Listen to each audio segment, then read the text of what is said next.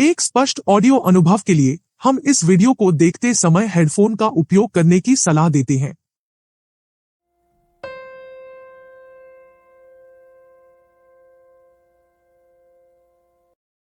हिंदू धर्म के प्रचार और प्रसार के लिए इस चैनल की शुरुआत किया गया है।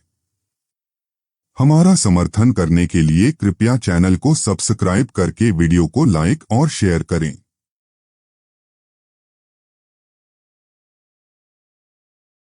अष्टसिद्धि 9 निधि के दाता असबर दीन जानकी माता।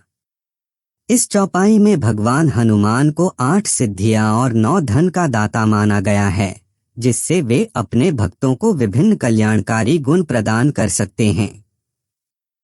अष्टसिद्धियां। अणिमा। यह सिद्धि व्यक्ति को अदृष्टि से अदृष्टि की शक्ति प्रदान करती है। महिमा। इस सिद्धि के द्वारा व्यक्ति को अद्वितीय रूप से समस्त जगहों में पहुंचने की शक्ति होती है। गरिमा। यह सिद्धि व्यक्ति को अपने शरीर को भारी बना देती है, जिससे वह अद्भुत बल प्राप्त करता है। लघिमा।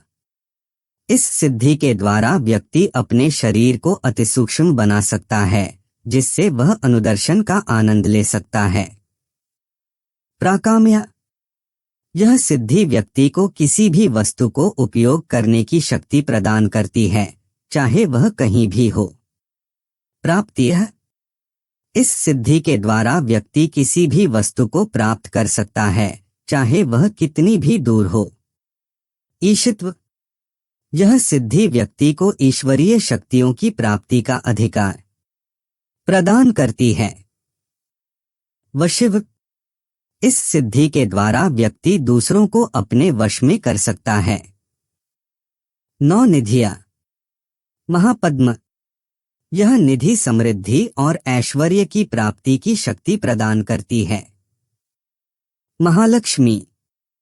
इस निधि से धन, धान्य और समृद्धि की प्राप्ति होती है। शंख। यह निधि सुख, शांति और पूर्णता की प्राप्ति कराती है। गदा। इस निधि से अत्यधिक बल, शक्ति और सुरक्षा मिलती है। कमल। यह निधि विविधता, सौंदर्य और समृद्धि की प्राप्ति करवाती है। कोश। इस निधि से सभी प्रकार की धन संग्रहण की शक्ति मिलती है। शक्ति। यह निधि विशेष शक्तियों की प्राप्ति करवाती है। अमृत। इस निधि से अमृतता, अनंतता और नित्यता की प्राप्ति होती है। धन। धन निधि से व्यक्ति को संपूर्ण ऐश्वर्य, सुख, शांति और समृद्धि का अधिकार प्राप्त होता है, जिससे वह अपने और अपने परिवार के जीवन को समृद्धि, संपन्नता और सुखद बना सकता है। राम रसायन तुम्हरे पासा, सदा रहो रघुपति के दासा।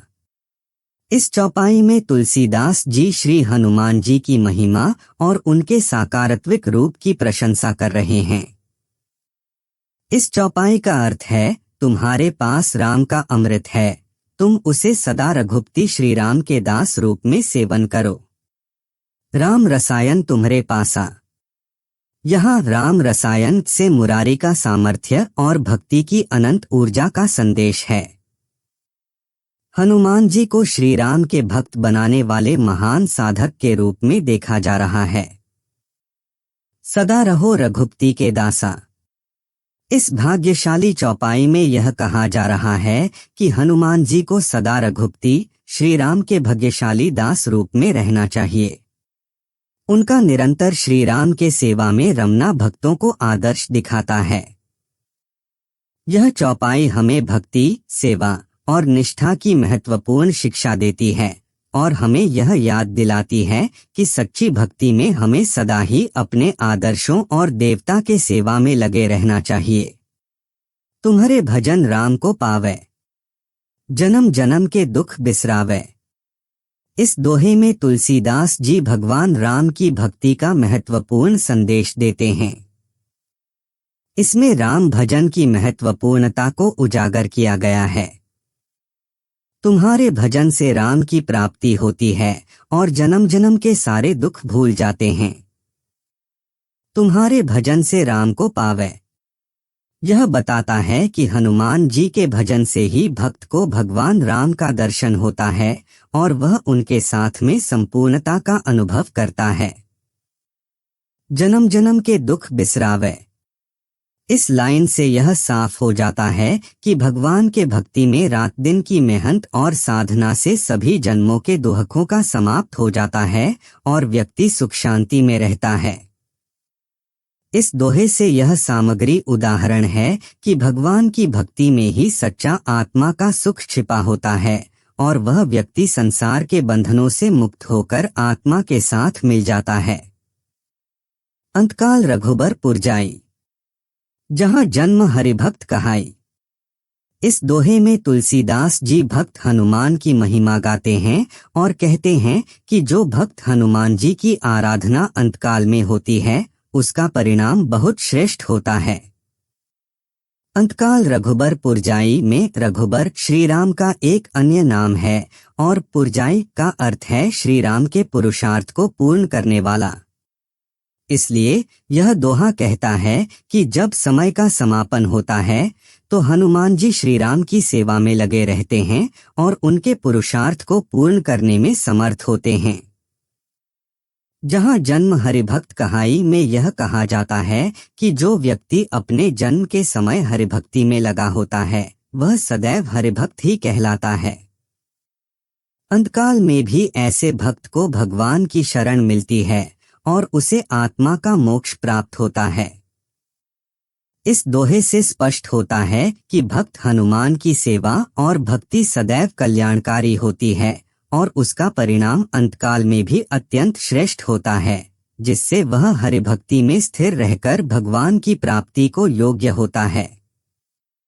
और देवता चित्त न धरई, हनुमत से सर्व सुख करई। इस चौपाई में तुलसीदास जी हमें बता रहे हैं कि हनुमान जी ने अपने चित्त में किसी और देवता को स्थान नहीं दिया है।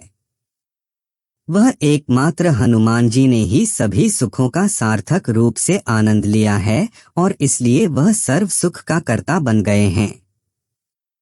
और देवता चित्त न धरई, यह भाग बताता है कि हनुमान जी ने अपने मन में किसी अन्य देवता का ध्यान नहीं रखा है। उनका मन सिर्फ और सिर्फ एकमात्र श्री राम के प्रति ही उत्कृष्ट भक्ति में रमा है। हनुमत से सर्व सुख करई। इस भाग में बताया गया है कि हनुमान जी के सामर्थ्य से सभी सुख प्राप्त होते हैं। उन्हें भक्ति, शक्ति, बुद्धि और समृद्धि की पूर्णता की अनुपम आधिक्यता है और वे अपने भक्तों को सभी सुखों का आनंद देते हैं। इस चौपाई का सारांश है कि हनुमान जी केवल श्री राम के प्रति अपनी अनन्य भक्ति के कारण ही सभी सुखों के स्रोत बन गए हैं और उन्हें किसी और देवता की आवश्यकता नहीं है। उनका चित्त सदैव श्री राम में लगा रहता है, जिससे वे सर्व सुख का अनुभव करते हैं। संकट कटै मिटै सब पीरा, जो सुमिरै हनुमत बलबीरा। इस दोहे में तुलसीदास जी हनुमान जी की महिमा और उनके प्रभाव को बता रहे हैं। यह दोहा सांकटिक समय में हनुमान जी की अद्भुत शक्ति और कृपा को हासिल करने के लिए कहावत है। इस दोहे में कहा गया है कि जब कोई भक्त हनुमान जी को स्मरण करता है तो सभी संकट और कष्टों का समाप्त हो जाता है। हनुमान जी को बलबीरा यानी बलवान कहा गया है, जो भक्तों के सभी कठिनाइयों को दूर करने में सक्षम हैं।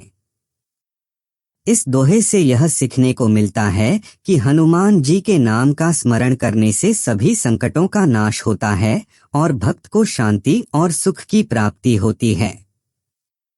इस दोहे से हमें यह शिक्षा मिलती है कि भगवान हनुमान का नाम स्मरण करना हमें सभी कठिनाइयों से परम शांति और सुख प्रदान कर सकता है।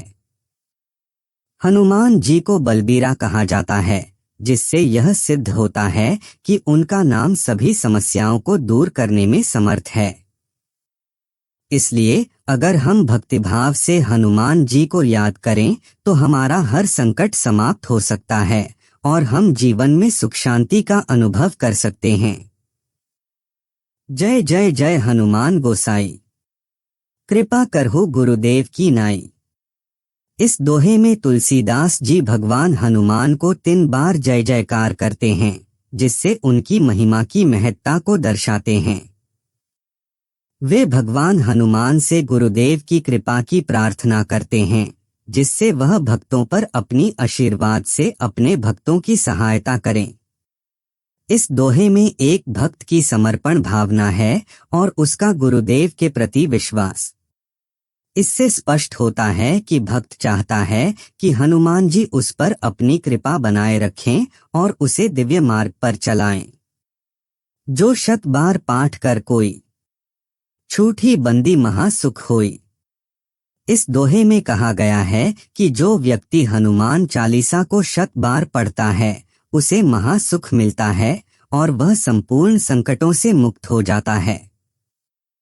हनुमान चालीसा का पाठ करने से सभी प्रकार के कष्ट और संकट दूर होते हैं और व्यक्ति को अद्भुत सुख का अनुभव होता है। हनुमान चालीसा को 100 बार पढ़ने का अर्थ है इसे नियमित और पूर्णत गुरु दीक्षा के साथ पढ़ना। 100 बार पाठ करने से व्यक्ति का मानसिक, आत्मिक और शारीरिक स्वास्थ्य सुधरता है। हनुमान जी की कृपा से समस्त संकटों का नाश होता है और व्यक्ति को महासुख प्राप्त होता है। यह एक अद्भुत आध्यात्मिक अनुभव है जो श्रद्धालु को हनुमान चालीसा के माध्यम से मिलता है। जो यह पढ़े हनुमान चालीसा, होय सिद्धि साखी गौरीसा। इस दोहे में तुलसीदास जी भक्तिभाव से कह रहे हैं कि जो व्यक्ति हनुमान चालीसा को पढ़ता है उसे सिद्धियां प्राप्त होती हैं और वह गौरीप्ति भगवान शिव को साक्षात अनुभव करता है। हनुमान चालीसा का पाठ करने से भक्त को अनेक प्रकार की सिद्धियां प्राप्त होती हैं और उसका जीवन में सुख, शांति और समृद्धि आती है। इस चालीसा का पाठ भक्ति और आत्मशुद्धि की ओर मोड़ने में मदद करता है, जिससे भक्त भगवान हनुमान के कदमों में समर्पित होता है और उनकी कृपा से अपने जीवन को सफल बनाता है। इस दोहे से यह भी साबित होता है कि हनुमान चालीसा का पाठ करने से व्यक्ति आध्यात्मिक ऊर्जा में वृद्धि करता है और भगवान के साक्षात अनुभव का आनंद लेता है। तुलसीदास सदा हरिचेरा, कीजय नाथ हृदय में डेरा। तुलसीदास ने अपने हृदय में सदैव हरि के चिरपरिचित चेहरे को धारण किया हुआ है। इससे व्यक्ति ने यह भावना प्रकट की है कि उनका मन सदैव हरे कृष्ण के आदर्शों और प्रेरणा से परिपूर्ण है। कीजय नाथ हृदय में डेरा। इस लाइन से यह सुझाया जा रहा है कि हमें अपने हृदय को भगवान के लिए समर्पित रखना चाहिए। इससे हम भगवान की कृपा को प्राप्त कर सकते हैं और अपने जीवन को उनके मार्ग पर समर्पित कर सकते हैं। यह दोहा तुलसीदास जी की गहरी भक्ति और आत्मीयता को दर्शाती है और यह हमें यहाँ तक बताती है कि हमें अपने मन को भगवान की प्रेम भावना से भरना चाहिए ताकि हम उनके प्रति समर्पित रहें और उनके साथ सहज भावना में रहें। दोहा। पवन तनय संकट हरण मंगल मूर्ति रूप, राम लखन सीता सहित हृदय बसहु सुरभूप। पवन तनय, यह शब्द भगवान हनुमान का संबोधन करता है जो भगवान वायुपुत्र हैं। हनुमान को इस श्री गुरुचरित्र के प्रमुख कारणों में से एक माना जाता है। संकट हरण, हनुमान को संकट हरने वाला यानी सभी कष्टों को दूर करने वाला कहा गया है। भक्तिभाव से उसका स्मरण और पूजन भक्तों को समस्त संकटों से मुक्ति दिलाता है। मंगल मूर्ति रूप, हनुमान को मंगलमय और आदर्श मूर्ति माना गया है जिससे सभी भक्तों को मंगल और शुभ की प्राप्ति होती है। राम लखन सीता सहित, हनुमान श्री राम के परम भक्त थे और सीता लक्ष्मण सहित उनकी अनन्य भक्ति में लीन रहते थे। हृदय बसहु सुरभूप। इस श्लोक में हनुमान की वीरता और भक्ति को उजागर किया गया है और भगवान हनुमान को सुरों का राजा माना गया है। इस श्लोक के माध्यम से हम भगवान हनुमान की महिमा, उनके भक्ति और वीरता की महत्ता को समझते हैं। हनुमान भगवान राम के सच्चे भक्त थे और उनके चरणों में हृदय से बसे रहने का परिचय कराते हैं।